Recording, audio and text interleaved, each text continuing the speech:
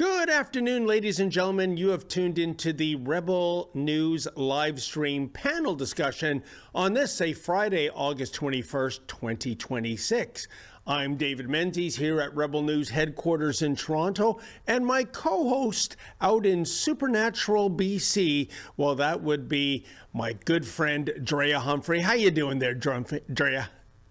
I'm doing good. I'm doing good. It's been a long week. I'm so sorry. I know. You know, it's always nice to do the show with you. Sometimes you're out on a mission, so I'm happy to help you out today. And we've got a good lineup of panels as well. Anybody who maybe isn't used to joining us, this is a super fun show where we go through the daily news. We have some panel guests, and we also invite you to be part of the show as well, my favorite part. So you can join us with your feedback, with your comments. Sometimes you guys break the news because we're busy here. Everything is live. If you're on YouTube, you can do that by doing what's called a super chat. And if you donate $5 or more, or however much you want to help us out with our journalism and keep the lights on, then we make that part of the show. And if you're also on YouTube and you miss that opportunity to be live, you can leave a super thanks if you want to help support our journalism too. And sometimes we read those comments on the next live show, so you never know. And then, of course, if you're on Rumble, you can also join us by leaving a Rumble rant. So we look forward to hearing from you guys as well.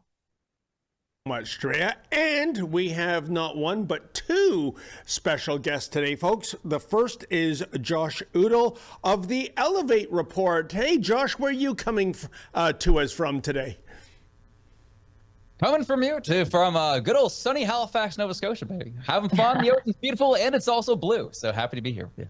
Oh, that's fantastic. And we're happy to have you, Josh. And, of course, returning is Élie Cantin-Nantel of Juno News. I believe you're in Quebec. No, I don't work for Juno News. I do have a column once a week for Juno News, but I run my own media company. Oh, I'm sorry. So I guess you freelance for Juno. Is that correct? Yeah, I'm a weekly columnist for them. Okay. Candice and Kian are friends of mine, and they asked me if I wanted to write a column for them, and I said sure. So my apologies, Élie. What is where can people find your work then? Yeah, you can find me on my YouTube channel. It's youtube.com/@LEELIEMCN. And we do interviews, we do investigations, monologues, and all that fun stuff. Fantastic. And whoever on staff came up with that in the intro, please report to the torture chamber right away. In any event, why don't we, the talk the past week, the past year and a half, I guess, has been the U.S. trade deal. And we have some movement in terms of the alcohol issue. We have Prime Minister Mark Carney demanding that the premiers return American alcohol to the provincial liquor monopoly shelves. Why don't we go to a video of what Carney had to say, and it will be most fascinating to see if he gets his way. I'm sorry, this is actually Wob Canoe, and he's talking about you can't get a good deal from a bad person. I'm going to say easy for Wob Canoe to say, but before I elaborate on that, let's roll what Wob Canoe has to say, folks. That we don't like Donald Trump's approach to trade or his way of treating Canada. You know, very wise people have said you can't get a good deal with a bad person. And I think that rule applies here. I mean, President Trump is the reason we're all paying so much at the gas pump right now because of his misguided war in Iran. And I could go on and on and on about the Epstein files, and you know that I will. But realistically, this is the situation that we're in as Canadians. So we still have agency. We can still make the choice. We can still say Crown Royal is better than Jack Daniels. Josh, let's start with you. First of all, that cheap shot about the unnecessary war in Iran. Yeah, we don't want to take out an Islamist regime that is hell-bent on trying to develop a nuclear weapon that will use it because the Ayatollahs there are just that crazy. But that aside, why I'm calling BS on this bravado is that the main industries that will suffer in Canada due to tariffs, high tariffs, it's the auto industry, it's the steel industry, it is the aluminum industry. None of those industries are in Manitoba. So for Wab Kinew to talk tough like that, he basically has nothing to lose, doesn't he? That would be correct. And if you also look at the tariffs in general and how the industries that impact the most are the industries in, I don't know, Ontario, Quebec, softwood lumber being BC. You know, these are the areas that really impact the situation with the tariffs. And of course, you made it a very important distinction there that these aren't nearly impacting Manitoba as much as those provinces are. Yeah. So it's very easy for someone like Wab Kinew to be up there and be emotional. And this was a prediction that many people had, that there's going to be a handful of premiers who are going to cry about whatever the result of this was going to be. We knew that Wab Kinew was going to have issue. We knew that David Eby was going to have issue. Susan Holt probably have some degree of issue. And it will... The one thing we expected people to have an issue was Doug Ford. Haven't heard from him recently. That's an interesting development. So it is fascinating to see Mr. Wab Kinew be the one who's the most vocal and have serious issue. But we've seen with Wab Kinew in general, he has made a lot of erratic decisions as a leader in terms of the rhetoric directed at the United States. In terms of even just I think a month ago or so, when he went on CTV with Vashi Capello saying that the Iranian war is the Epstein war. And I was like, yeah, that's going to do very well for Canada negotiations. So this is nothing new, not surprising, but it is tough talk from someone who isn't seeing the same amount of pain in his province as other ones. And so even if you even listen to that clip there, he brings up the Iranian war and then refuses to connect anything to it later on in his conversation. He just felt like he had to say it to prove a point. So that tells you what you need to know about that. Yeah, it's total anti-Trump rhetoric that has nothing to do with the impending trade deal. Élie, to Josh's point about who's speaking out and who isn't, well, you had Mr. Kinew talking tough, but he's got nothing to lose. I believe the Premier of Newfoundland has said he supports having the U.S. alcohol come back on the shelves to move forward the trade talks. But also to Josh's point, where is Doug Ford? I mean, usually he's hogging the limelight. Now, I know if they put tariffs on cherry cheesecake, Ford would be screaming like a banshee caught in a leg hole trap. But this is really a wild card here. What do you think Ford makes of what his best buddy Carney is saying these days? Well, all I would say is, can someone please do a wellness check on the Premier? Like, we just haven't heard from him in a couple of days, and I'm actually genuinely becoming concerned. I actually remember when I am, because he used to be every day, all the time, oh, we don't like Donald Trump, and now he's nowhere to be seen. I actually remember the Wab Kinew ridiculous Epstein comment. It was actually, I was on a flight when that interview was happening. I was watching it live, and I was eating lunch, and I almost spat out the lunch because I was like, I couldn't believe how irresponsible some of these people are. On Doug Ford, I mean, watching everything that's happening really reminds me of COVID. So when the 50% tariffs came along, they were all like, we need to retaliate again. We need to cut the electricity off again. All the things that haven't worked. Just like how in 2022, when 90% of people were vaccinated, out of nowhere, they're like, we need to lock down again. And now that the American alcohol is coming back, it almost feels like the mask mandate's being lifted, because in Ontario, when they finally removed the face diapers off of people, there was all these people writing op-eds in like Globe and Mail and the Toronto Star being like, why I'm going to continue wearing my mask. And now you have people, those same people are writing op-eds, well, I will continue to boycott U.S. wine. Okay, great. But the rest of us don't have to go along with your BS anymore. And that's wonderful. So, I mean, my dear condolences to Doug Ford, because his entire political play to distract from the fact that he's been an absolutely mediocre premier has been to make everything about Donald Trump, and it's worked in its favor so far. But now that Carney's conceding again, well, it's going to get a little tougher. Yeah, no, it is fascinating. And Drea, you know, let me just weigh in very quickly, and I want to get your feedback when it comes to these booze bans. I think these were the most ridiculous things ever. If you look at the Ontario example, maybe it differs from province to province. All of this booze, be it California wines or Kentucky bourbons, pulled off the shelves, they were already bought and paid for. In Ontario, I can tell you to date, the province, i.e. the taxpayer, has spent more than $8 million simply warehousing this stuff.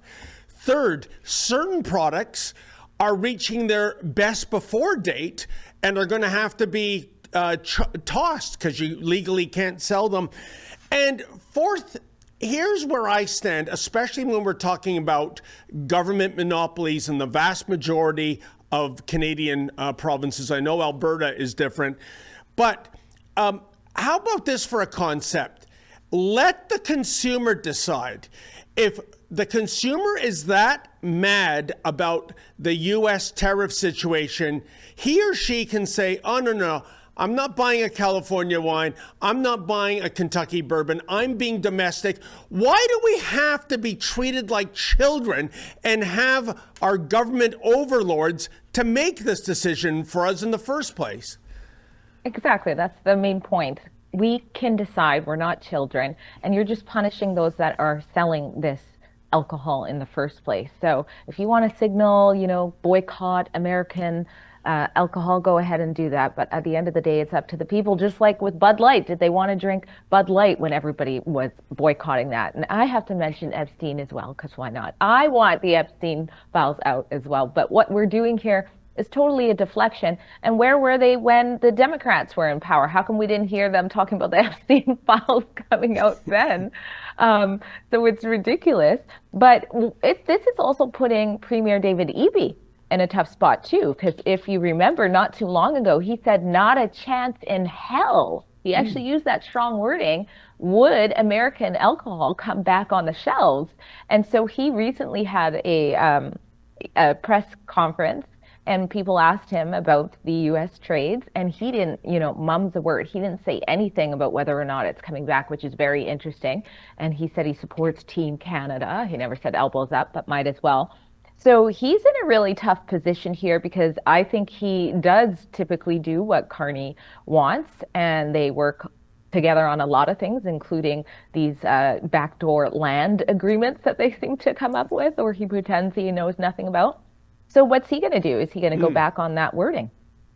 Well, you know what? You brought up Bud Light. I'm going to give you a quick Bud Light story in terms of how I feel about it. Last weekend, Lady Menzoid and I were in Windsor. We went to this lovely restaurant. She ordered a beer. It was not Bud Light, but it came in a glass with a Bud Light logo on it. And I said to the waitress, could you take it back and put it in just a generic glass? And she said, I understand. So Bud Light is dead to me forever, no matter what they do.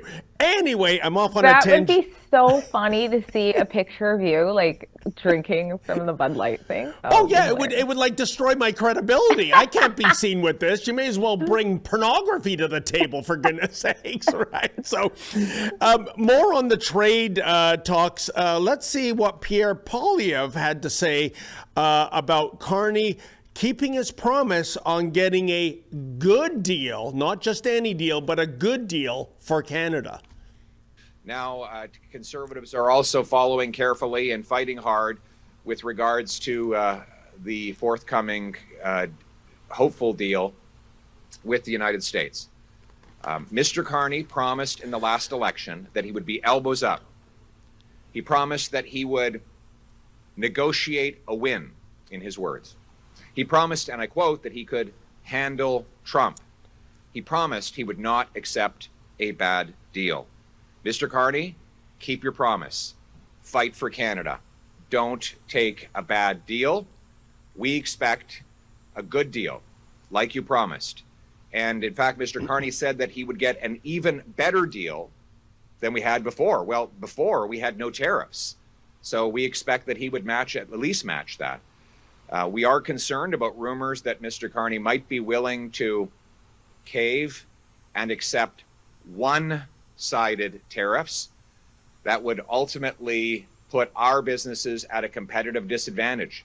If our aluminum, steel, lumber, and automobile companies are paying tariffs and competing with Americans' businesses that are tariff-free, then we might see a large sucking sound of Canadian jobs moving south of the border. We cannot accept the deindustrialization of our economy. That would put us at an incredible position of weakness while threatening the jobs of Canadians. We don't have to accept that. We need to fight for the good deal Mr. Carney promised. Conservatives put forward a real plan to leverage our natural resources through a strategic oil and minerals reserve that would be accessible to all of our tariff-free allies, to use our massive military purchases as leverage to access tariff-free trade with our allies, to put all of our leverage on the table and fight for Canada. That is what we expect the Prime Minister to do, and that is what we are fighting for. We are hoping that he will get the good deal that he promised. Élie, let's start with you. I think what's problematic for all of us on this panel right now, because they're still at the negotiating table till midnight, and who knows, could be an extension after that, as it was extended a couple of days ago. The problem is we don't know what we don't know. We don't know what are the points of contention. I mean, Donald Trump seems to be indicating that he's got a done deal. Prime Minister Carney has his cards closer to his vest. So, it's kind of like we're watching a real life version of Deal or No Deal. The only thing missing is Howie Mandel in the corner narrating. What say you, my friend?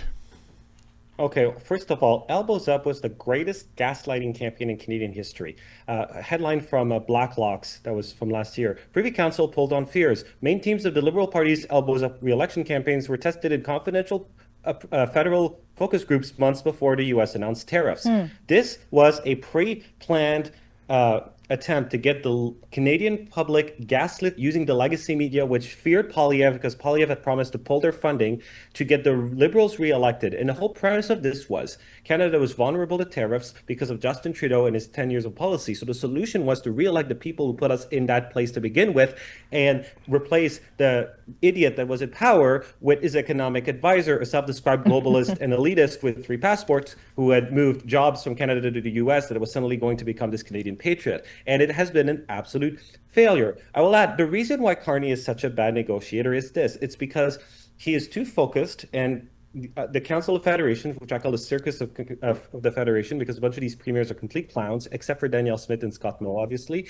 They're all focused about showing people that are standing up to Trump rather than getting a deal, which, yes, will involve concessions. Both sides always have to concede. So what Carney has done is he's tried to extend this as long as possible because the fighting with Trump is apparently good. They've decided it's good politically for them. But what they have done in the meantime is the Americans have become increasingly frustrated. And I know this.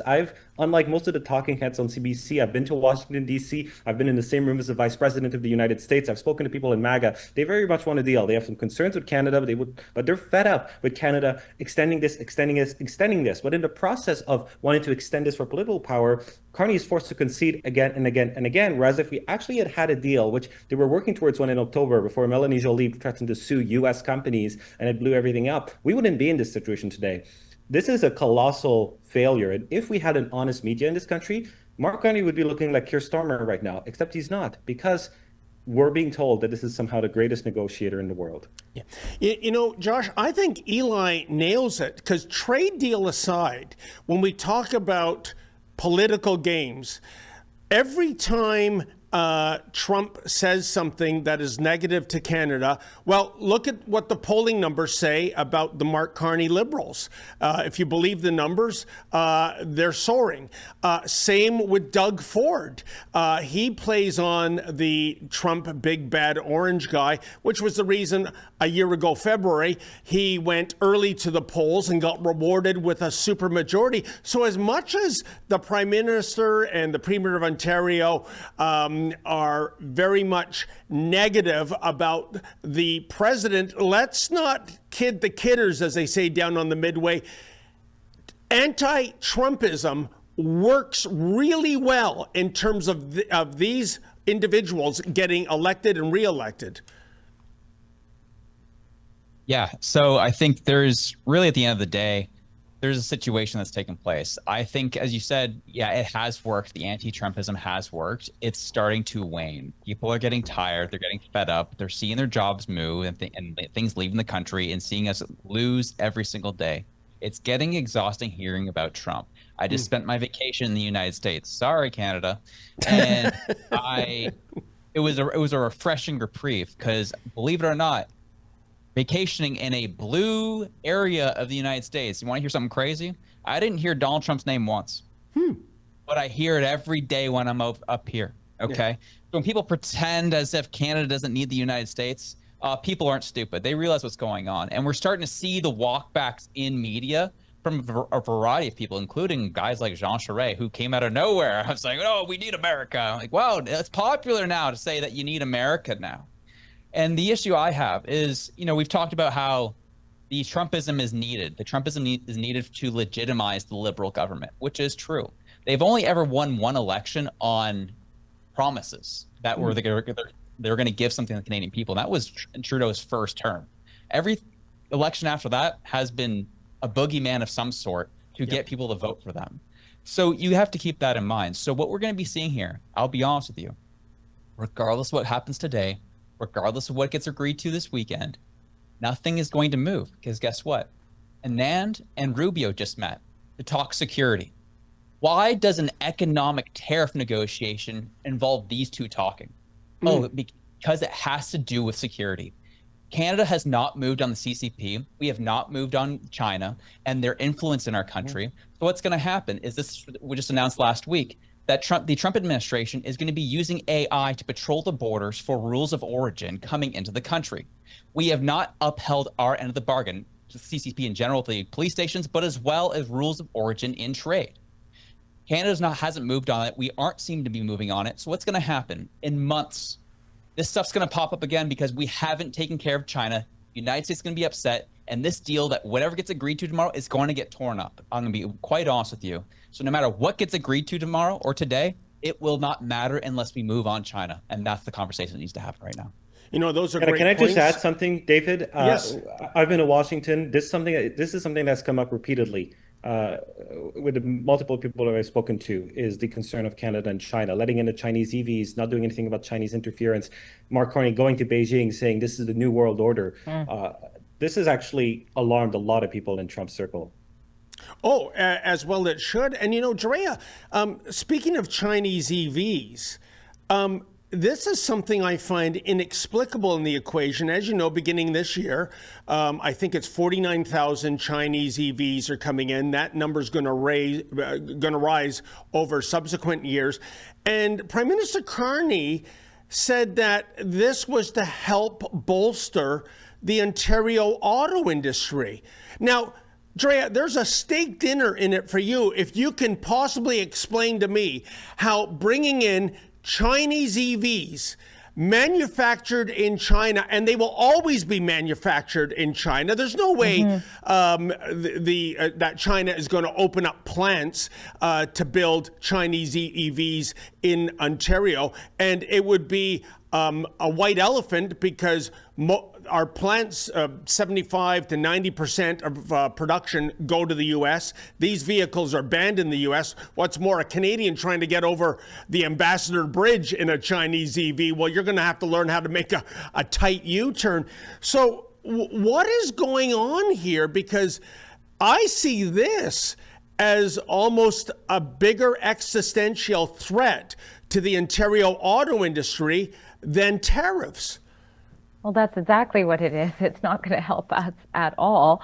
It's going to do exactly the opposite. But unfortunately, what's happening is gaslighting of the public. They say these things with a straight face, and everybody else is, busy with their everyday lives, dealing with soccer games if you're a soccer mom and working 9 to 5 if you're a dad, whatever it is. And people just take it at face value and think, okay, that sounds good, without really digging in too deep. And then, of course, you have independent media like ourselves, in some ways preaching to the choir because it's hard to get through the echo chamber on these things. But I want to also circle back to something Joss said about going on vacation in America, because it reminded me of when I was recently on vacation there too, and just the issue of tribalism that we're facing with this whole, Trump bad, let's fight Trump, and people actually voting here in elections and thinking somehow they're hurting Trump over there. It's outrageous. Even provincially, with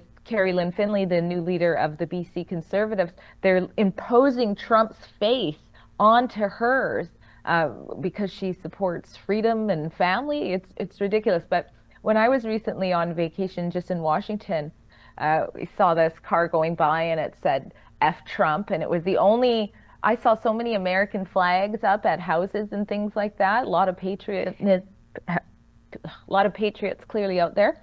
And we're looking at the car. It looked like boomers. And sure enough, they get a little bit ahead of us, and it's a Canadian license plate. And we're like, oh, okay. So they're coming into the country saying F the president and elbows up. I was like, oh, this is so embarrassing. So was the car a Subaru by any chance? I don't. There's something about Subaru drivers that insist on covering their bumpers with left-wing propaganda. Again, there's another steak dinner in it for you, Dre, if you can explain the reason why. But speaking of cars, why don't we change gears to another issue? Guess what? A Toronto homeowner was having his car stolen. He opened fire, warning shots. And of course, Toronto being Toronto, that means the Toronto homeowner is now charged, even though he didn't hurt anyone and was the victim of a potential car theft.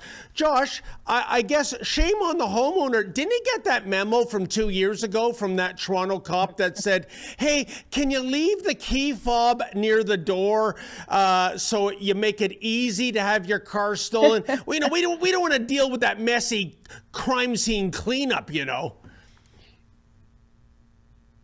That's crazy. Sorry, I've seen this clip. That's a crazy story. So you're telling me this brother opened fire on people stealing from him, and now he's getting charged? Is that what's happening right now? Yeah. Oh, Canada. Wow, baby. Welcome to Toronto. Unreal. That is, it's funny because there's a plethora of these stories. I think the first time I ever came on this program, we talked about the issue of being able to protection of property in this country. Yeah. And that goes back even to the story of the man in Manitoba, I believe, who was also defending his property that people are now talking about. And anytime these stories pop up, this is what's really concerning, is they kind of go everywhere. They don't just stay in Canada. They cross the border in the United States. They also sometimes make it as far as Australia, of these scenarios of people who are just penalized for protecting themselves and protecting their families. And I think the one thing that I still stand by this, it's becoming less shocking because of what we're seeing, but it is nuts to me when we see people see our people in our country who are advocating for castle law. Yes. That's never been a Canadian value, like never, ever, ever, until crime got so bad that people are like, well, seems like the police force is neutered. They can't do anything. They're demoralized. So I got to look out for me. How do I get myself a firearm?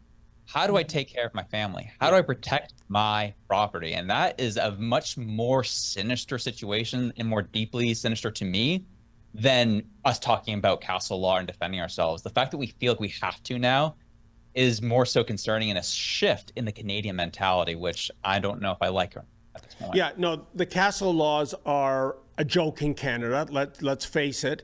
And Élie, I mean, in terms of what law enforcement can or can't do or should do, earlier this year in Vaughan, Ontario, we were on the scene. There was a home invasion, and the homeowner got his gun out to protect himself and his family.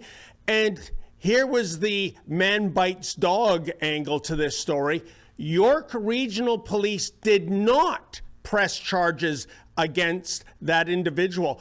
So the question is, there is such a thing as officer's discretion.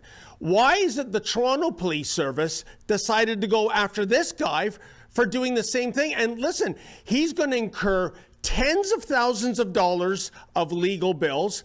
If he ends up getting convicted, who knows? You might have an activist judge actually have him do jail time. This is really serious stuff. So why is it the Toronto police didn't just look the other way to a law-abiding citizen protecting his property? I'll be honest, I was pretty surprised by that story, just because there was basically an exact same one a year ago. And I thought you may have accidentally pulled up last year's story, but it just happened again. I had Tracy Wilson on my podcast a few months ago to talk about this very issue. So what's happening in Canada is you have repeat violent offenders that are armed to the teeth that are being released out on bail again and again and again, and they're coming into and breaking into homes. The average response time for police is about 10 to 12 minutes. In 10 to 12 minutes, a assailant who's probably mentally ill, who's armed to the teeth, who has guns, knives, can do a lot to you, to be very honest. And that's why I fully support castle law. In the US, castle law is so universal that even Kamala Harris in the last election said, if you come into my house, you'll be shot. And she was like a progressive candidate. Yeah. So I think it's time to bring what Josh was saying about how, it's not traditionally been something that Canadians support. You're right about that. And the same thing goes for the death penalty. There's a new poll, 60% of Canadians now support bringing back the death penalty. Why? It's because people, as Josh rightly pointed out, are sick and tired. I'm just in Montreal. I'm in my cousin's condo. It's almost $1 million condo. You go downstairs and you go outside. There's a metro station. I was heading down there to take the train, a train system I've taken for 23 years. And there was smashed window everywhere. And I asked what happened. And the maintenance guy's like, how some druggie just smashed up all the windows in broad daylight in downtown Montreal. And then I go and I see 10 people ferry evade within 1 minute. It's like we've become a lawless, broken country. And a lot of people have just had enough. So they're going to start supporting more radical policies because a lot of people have come to the conclusion that's the only way to get out of this. Yeah, it is a complete joke, Élie. And Drea, I think the most preposterous story I've ever come across in terms of the lack of rights homeowners and business owners have. Going back 14 years ago, I was with the Sun News Network at the time, and there was a restaurateur by the name of Naveen Polapati. And his restaurant had been broken into and robbed several times. And then one time the robber came around and Mr. Polapati was in the restaurant and he fought back. Oh, he didn't use a gun. He didn't use a knife. He threw cooking spices at the thief. He got charged with assault with a noxious substance and he was convicted. Can you believe it? So I think law enforcement and the justice system are totally out to lunch in terms of how Canadians feel about this issue in terms of castle domain. What say you? Yeah, I remember I learned about that from you. I was so shocked and, I felt bad laughing like the spice is coming out. But, that could mess up your eyes or whatever.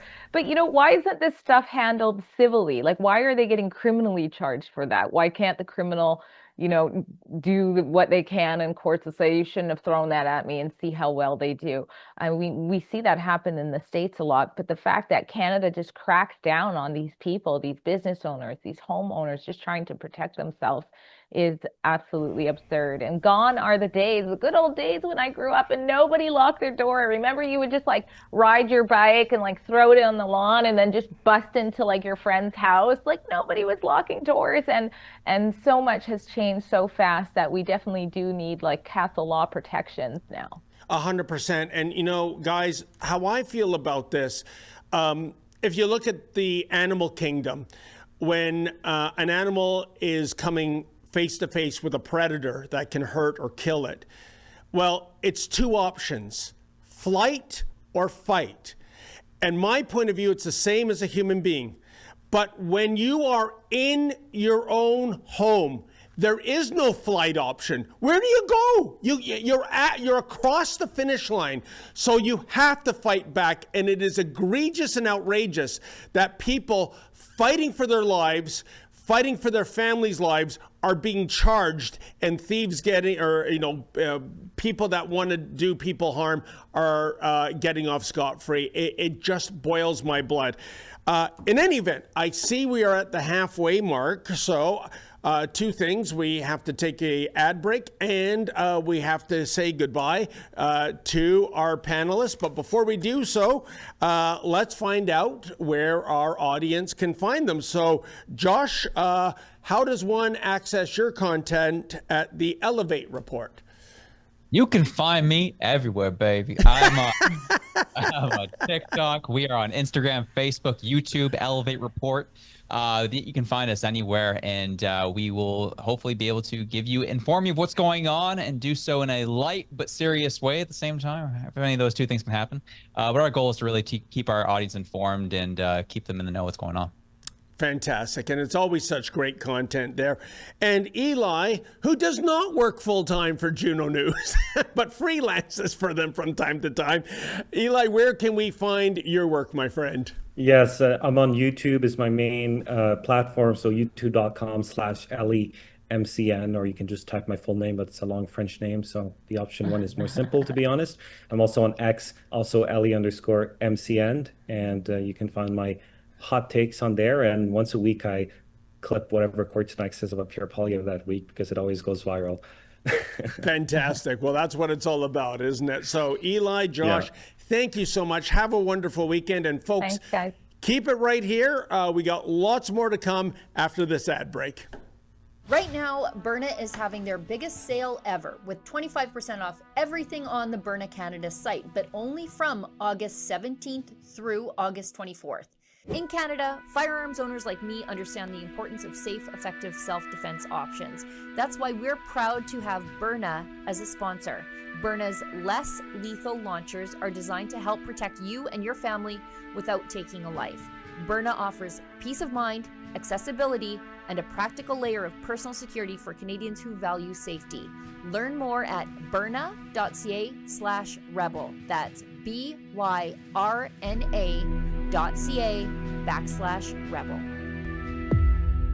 Hey folks, do you love a good cup of coffee? Are you, like me, banned for life from visiting Tim Hortons? Well, No, I we're have not. No, not everybody is. Not everybody. Just you and me. But I am. Folks, I have great news. Check it out. This is Rebel News Special Edition Coffee. Rebel News and Resistance Coffee have partnered to bring you something special to wake up to. Resistance Coffee is a family-run Canadian coffee company, unlike Tim Hortons, by the way. And while the big chains wrap themselves in the flag and turn their backs on Canadian workers, Resistance Coffee has been doing the real thing all along, available only at rebelcoffee.ca. A 5-pound bag and bundles qualify for a $9.99 flat rate shipping nationwide. It is worth every penny. Folks, this is great coffee, and this is the coffee to brew. Rebel News.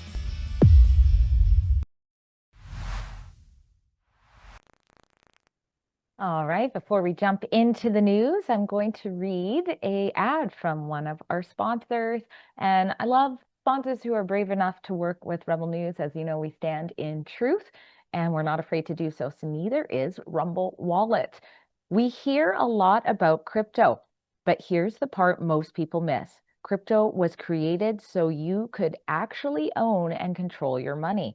After the 2008 financial crisis, Bitcoin was designed as an alternative to banks. So instead of bank holding your money, delaying transfers, or limiting access, you're in control. And if you've ever had to wait for a transfer to clear, you've felt that problem. Now, fast forward to today. Everyone's heard of crypto, but getting started still feels complicated. That's exactly why I use Rumble Wallet. It takes all that complexity and makes it simple. Choose what you want: Bitcoin, dollar-backed stablecoins, or even digital gold backed by real gold. No complicated setup. It connects with MoonPay, so you can use your credit card, debit card, or bank and be up and running in minutes. Your favorite in minutes. Once you're set up, you can even support your favorite Rumble creators like Rebel News directly. So do this now. Scan the QR code or click the link in the description and download Rumble Wallet. From there, you can set up your wallet, tap buy, and you're in the game in just a few minutes. You can go from hearing about crypto to actually owning some of your own. Fantastic. Thank you so much, Drea. And, well, moving right along, Pride Month is long gone. I think that ran in June, although some want to extend it to Pride season. Pretty soon it'll be Pride year. I always find it funny. Do you remember once upon a time, folks, homosexuality was the love that dare not speak its name? Now you can't get it to shut the hell up.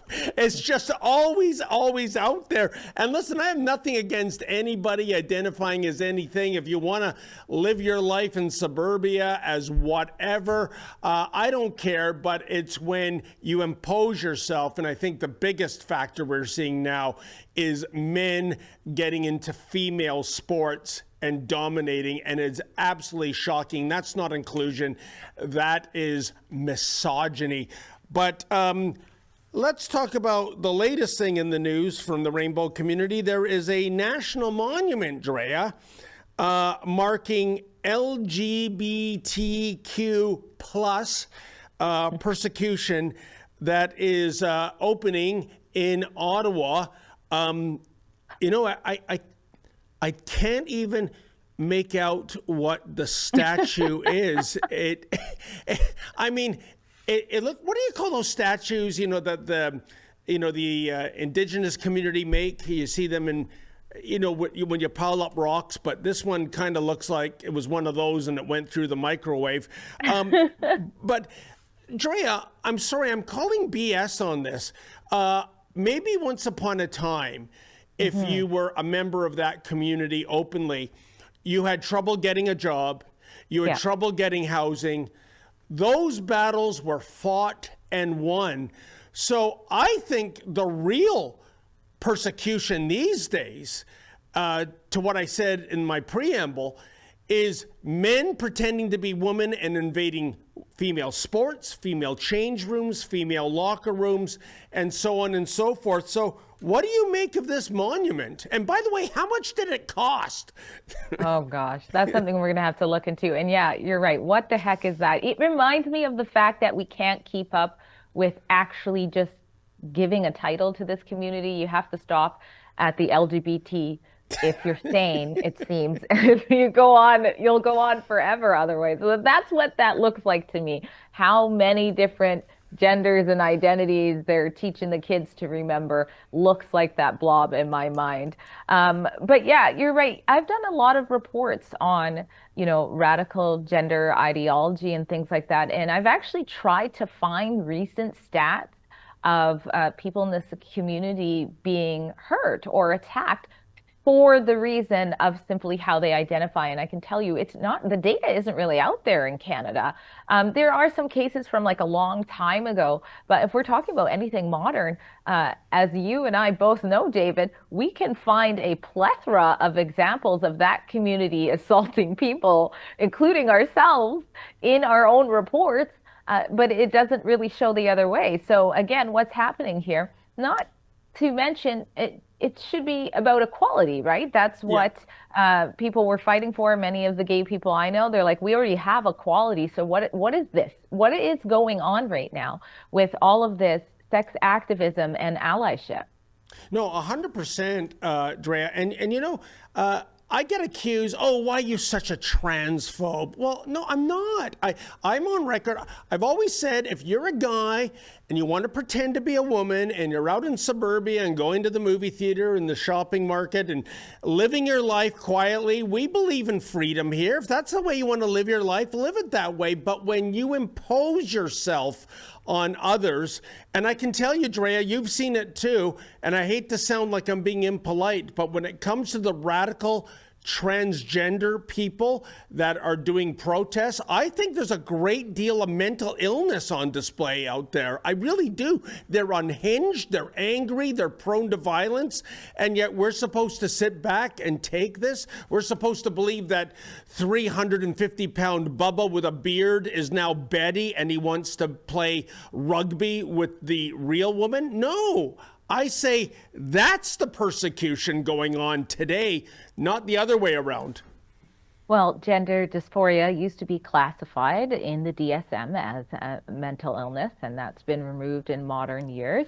And people who lived in that era got different types of counseling and help where they were told, hey, you're not actually who you think you are, but let's help you through that. So gone are those days for sure. But it is also fact, if you look at the statistics, there is mental health comorbidities are higher with people who identify as trans and non-binary. That's just a fact. In fact, there's even a disproportionate amount of their mothers having borderline personality disorder. So lots of interesting stuff to dive in with science there, if scientists would be funded to do so.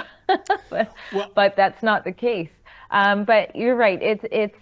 It's become what I describe as almost like Canada's religion at this point. You see that we're told like, oh, you can't, mention God to pray for soldiers anymore. But yet when you go on Google just to look at a restaurant, it's like it tells you whether or not they are going to have pride flags pretty much on there. And, Pride Month, it used to be Pride Day. Now it's all summer. And of course, they have to get the kids before they go out for summer. So it's the whole month of June. And there's over like 20 something days that are celebrated. Like it's really becoming like a national religion. And it does feel like it's being imposed. And it's gone far beyond equality. Oh, I agree, and enough already. And by the way, Drea, how dare you quote facts and statistics and science, because that leads to the next story. Our good friend, Élie Ham. Oh, I love Élie Ham. This is a woman that's being persecuted by her province's Nurses Association, for having crazy radical viewpoints like there's two genders. Anyways, in the National Post, Élie Ham writes, transgender healthcare authorities can't stifle debate anymore. The World Professional Association for Transgender Health admitted in court filings that it deals in opinions. See, folks, in opinions, not unquestionable fact. This is an outstanding statement, I think, Drea, because and I give them full credit for at least having the honesty to admit it. It's not, remember, these are the same people during COVID, follow the science, but here they're saying, oh, no, forget the science, forget biology 101. It's about opinions. And if you have a contrarian opinion to something like a trans woman is a real woman, you are a hater. Drea, what are your thoughts? Well, WPATH, if you haven't already, I encourage you to Google WPATH, WPATH, Rebel News, and look up our coverage of the WPATH files, essentially. So there was some great work done by an investigative journalist that proved that this organization, which countries, including Canada, have been looking to justify affirmative care for minors, meaning whatever they think goes, and we're going to give them the medication and surgeries when they're a little bit older, to go ahead and make that belief, that strongly held but biologically false belief, come to fruition, which can't come to fruition. So this was where everybody was going to as some sort of justification for that. And now, finally, it's been a long time coming. We saw in the UK, which was kind of doing these medical surgeries and transitioning before Canada, for the most part, we saw that their largest gender clinic, by the way, I believe that's the clinic Mark Carney's child went to for their transitioning. It was shut down, and over 1,000 families were working on lawsuits against that clinic because, surprise, surprise, their kids grew up and weren't very impressed with their medical transitioning and how they felt lied and duped about what it really is that they're undergoing. So this WPATH has been infecting countries and children, and now it's finally, years later, after so much backlash and after good journalism, coming to this point where it's like, oh yeah, by the way, what we were saying, it is pretty much opinion. Yeah. No, thank goodness we are seeing some backlash to this absolute nonsense and jabberwocky we see going on in certain circles. How about, Drea, we look at something on the lighter side of the news? Well, not really. Our friend Joe Warmington, the scrawler, he has a story. Oh, this is just, do you know, I still subscribe to The Sun, the paper edition. So I was literally reading this story this morning with my morning coffee, and I stopped drinking, even though I don't put sugar in my coffee. But Drea, this man is a Tim Hortons worker. I'm going to take a wild guess and label him as a temporary foreign worker. I might be wrong. Anyways, here's a beautiful picture of Precious taking a break. He's got his shoes off on a table in front of the fireplace. It's a BC Tim Hortons, by the way, Drea. Maybe you can track this individual down if you have the inclination. Of course. And he has this ritual that he's bragging about of walking barefoot. And I got to tell you, those feet don't look that clean to me. Maybe it's a bad photo. Walking barefoot, ladies and gentlemen, on sugar. Sugar going into people's coffee at this Tim Hortons. As you know, Drea, I have a lifetime ban at Canadian Tim Hortons for simply asking impolite questions. But I know when I read the story, Tim Hortons didn't even return calls to the scrawler. I don't know, is this an example of diversity? But this is disgusting and gross. Can we scroll back up just a little bit to see what he's saying after the criticism? So he says, like you said, David, he says, I work in the sugar mill and every day I walk through the sugar, one time with my feet naked just to assess my dominance. What the heck is going on here? This is insane. And then it says, he said he was responding to others criticizing another man wearing a black turban. Of course, they're throwing that in here. It's like, no, we're talking about your feet out when we're trying to eat, food here. Similar to, okay, I'm going to scroll down just a little bit. Here he goes again. He says, you guys are making a big fuss about a thing that was sleeping with his feet at a table of a Tim Hortons. Yeah, you think? I mean, this is just another example of how timely and important our Tim Hortons, much credit to you, David, coverage has been. It is out of control. There's a picture here, if we could show that picture I shared in the chat, just reminding us of what was and what is today. And I actually didn't realize that guy is in BC, but if we could show that photo on the screen, from 1996 Tim Hortons to 2020. You guys are making a big deal. But Drea, thank you for reading that passage because you added some clarification.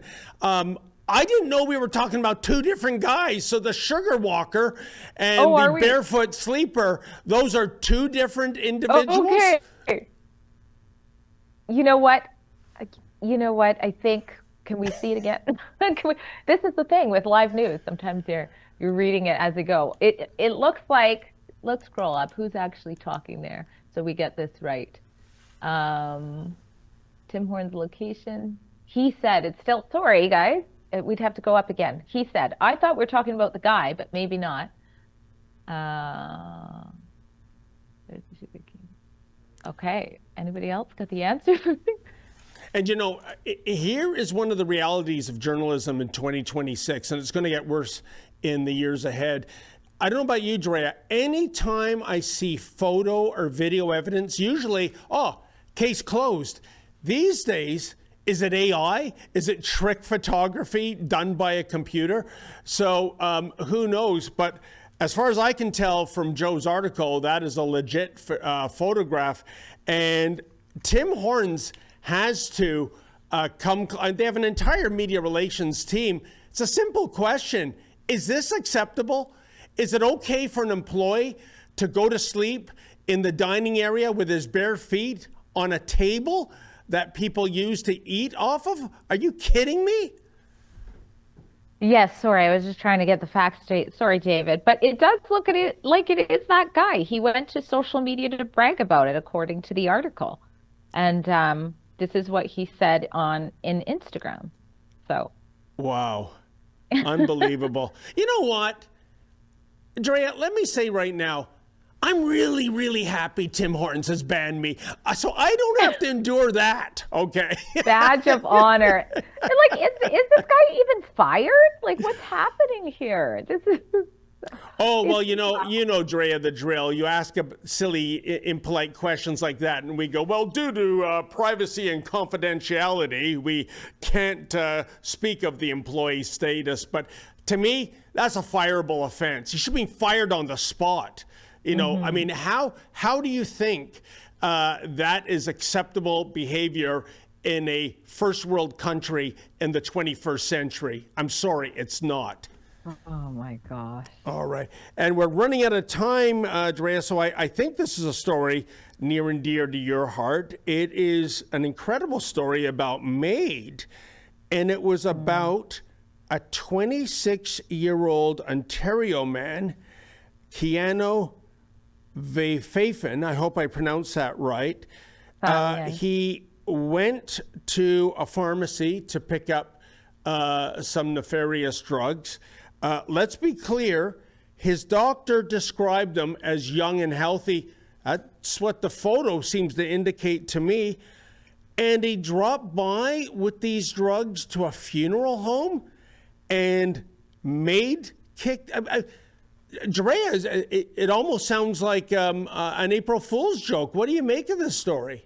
Oh, this is a horrific story. Some of you might remember my coverage on this. It was heartbreaking, obviously, for Keanu's mom, his sisters, and also even his lawyer actually spoke on his behalf a statement and shared that with me. And so we published on Rebel News even Keanu's sort of last words to the public.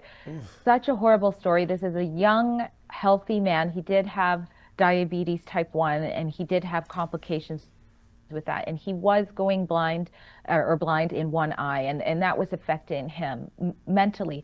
But the craziest part about this, and I'm just giving background until we talk about this a little bit more, but is that he had a clear record of struggling with mental health. And so his family was saying he just needs mental health help.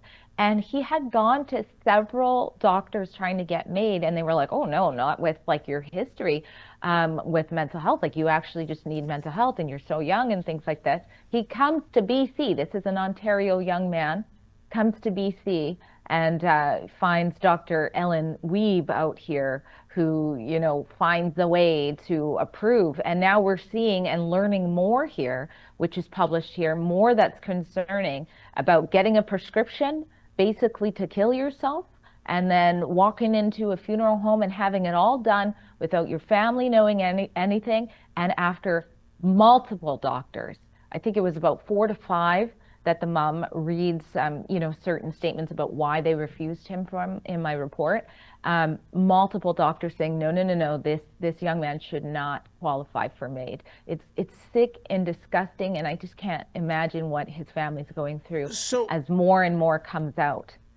Drea, given what you just said, especially from those in the medical community saying, no, he does not qualify, how did this happen?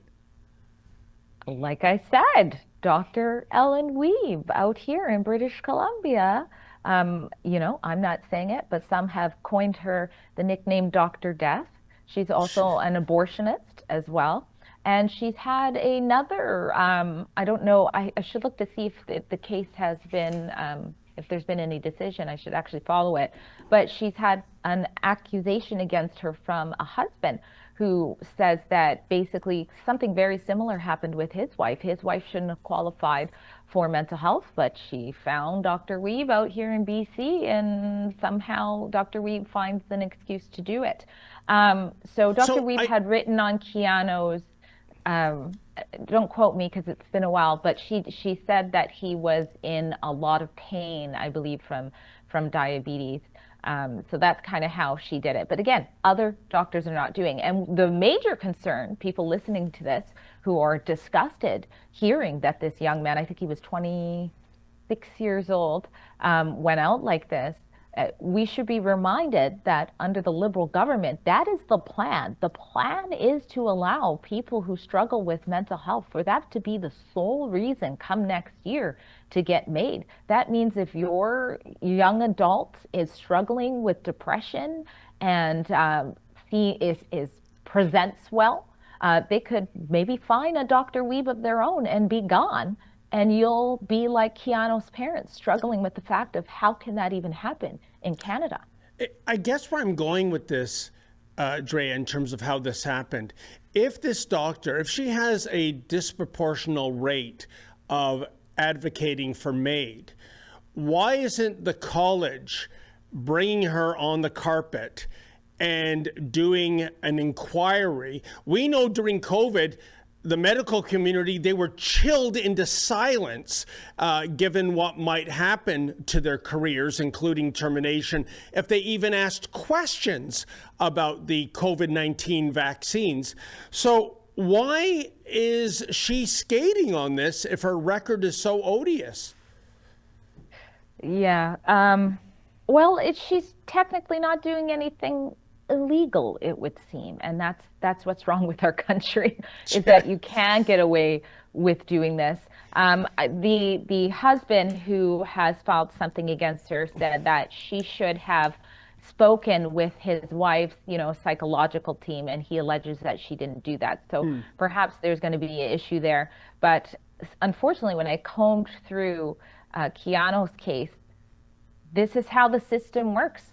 You can sadly go there with mental health, and if you find the right professional, if you will, to go ahead and find another reason, then that could be used to kill you.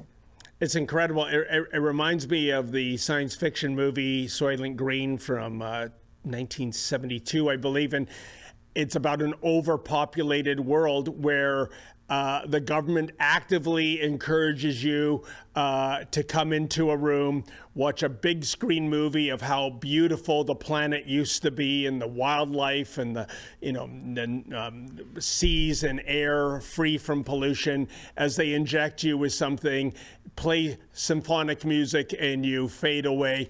And I guess Soylent Green is a real thing in Canada, at least in terms of this element, isn't it, Drea? Yeah, it's really, really sad. There are some MPs doing great work on this issue.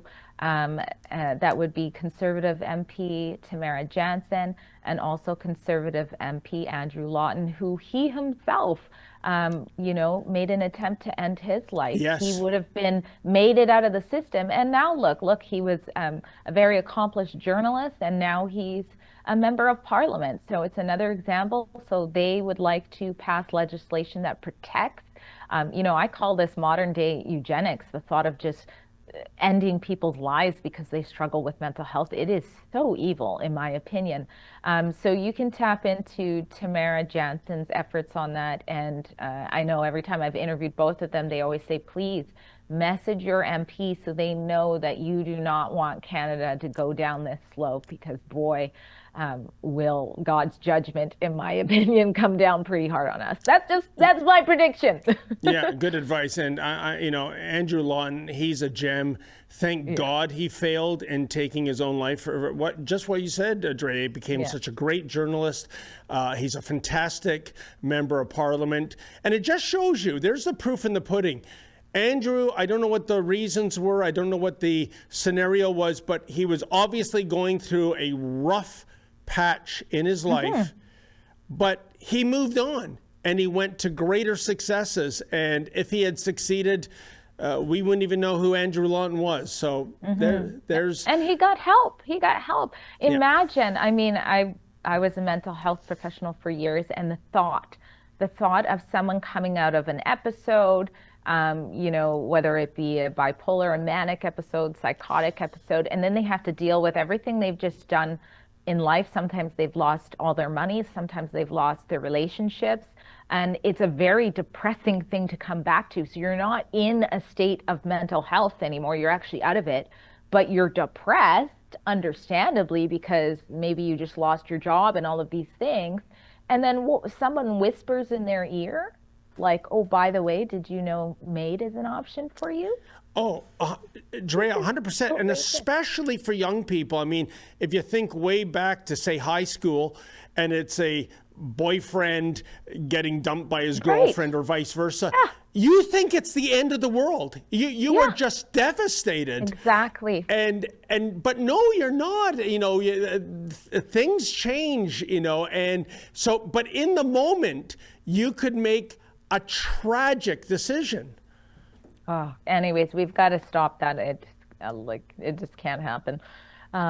But I do have something to end. Instead of a cringe, let's end on a happy note, since that was very deep. I really love this clip. It's about you, David, actually. So we'll watch it, and it gives us some hope for the future. And then I think we can end after that. Okay, I haven't seen this. Guys, look who it is in front of me. David Menzies. Oh my God, I gotta say hi. I gotta say hi after he's done. Holy shit, I've been waiting a long time to meet him. There is hope for the future. That was a great young man. That was one of the citizen journalists down at the WNBA game where the Indiana Fever was playing the Toronto Tempo at Scotiabank. That's where the cops, folks, if you haven't seen our video, they demanded we shut down our hate speech. What is hate speech? Well, standing up for female sports. I'm not making this up. The cops didn't know what they were doing. They gave us over $1,200 in fines. They received, yet again, an international PR black eye. Do you know the next day, Drea, that story was front page on Fox News Digital? Yes. And just to let everybody know, if you think we're bending the knee on this, think again. We have one of the best lawyers in the city, Leora Shemish. She's going to fight these tickets. I doubt they're going to see a day in court. And on, I think it's September 18th, Indiana Fever is back in Toronto, this time at the Coca-Cola Coliseum. Guess what? Yeah, we're bringing the truck back with the very same message. I double dare the Toronto Police Service to try and shut down our constitutional rights to free speech. So we'll see what happens there. And of course, Drea, the reason why Indiana Fever is significant is that is the team of Sophie Cunningham, who has had the audacity to speak out and say female sport should be female. Right now, the people running the WNBA, they are struggling with the word women's, which is really what the W in WNBA stands for, the Women's National Basketball Association. Yeah. This league, Drea, goes back to 1996. It's got a 409-page charter. It keeps saying throughout it, this is a professional sports league for female players or women players.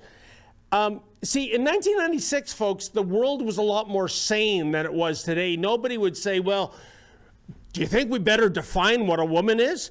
Because it was obvious. But in 2026, guess what? It's not obvious. And the usual lunatic fringe cranks are depicting Sophie Cunningham as a transphobe simply for speaking out. And Drea, the WNBA, it risks becoming a mockery. There's already 2 ex-NBA players, one of them is 6'11", if you can imagine, that have said, we're making ourselves available for the draft.